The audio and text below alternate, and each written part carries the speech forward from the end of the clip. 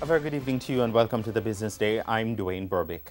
Gas prices are to increase this week. With a look at the magnitude of the increase, we go to Dashan Hendricks at the Smart Board. Dashan? After 4 straight weeks of declines, Petrojam says it will be increasing the price of gasoline this week. Starting first with E10 87 and E10 90 gasoline, both will be going up by $2.09 this week. And this increase wipes out all the declines over the last 4 weeks. In fact, bringing the prices to their highest level they have been since August of 2015. Moving on now to diesel. The regular diesel increases this week by 93 cents, but the low sulfur variety increases by 19 cents. Kerosene is up also. It goes up by 54 cents, but propane LPG is up 18 cents, and butane increases this week by 74 cents. It's now back to you.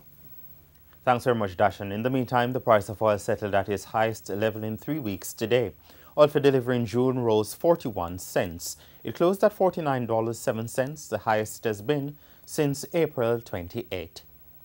And currency trading ended with the US dollar selling for $130.30, its highest price ever. The Canadian dollar is being sold for $96.28.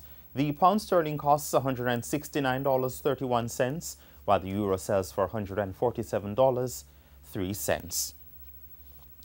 Jackson, the parliamentarian advancing the cause against onerous bank fees and charges, has found an ally in his fight. That ally is the executive director of the National Integrity Action, Trevor Monroe. He says a pushback against burdensome bank fees and charges must be a cause Jamaicans should take up, and the NIA will support the cause. If we are going to stand up for justice, we too have to support those who step forward.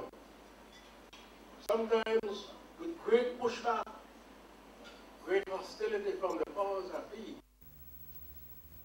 Professor Monroe also took issue with the number of work permits being given to the Chinese to do work Jamaicans can do. I have to ask the question, are they getting jobs we cannot do? Or are they getting jobs because of undue concessions being made against the public interest and against the interest of our people?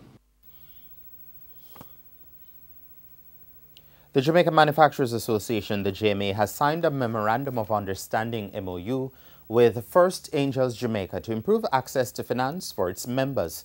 First Angels is an equity financing network. The JMA says it sought a partnership to ensure Jamaican micro, small and medium-sized entities can finance their operations from startup to expansion and include capacity building for the entrepreneurs. Finally, this evening, stocks ended mostly higher today, pushing the main JC Market Index up more than 707 points, while the Junior Market Index recorded a 9-point gain. The winners of the day included Barita Investments, Cable and Wireless, Carreras, Grace Kennedy, Jamaica Stock Exchange, and the Sagicor Group.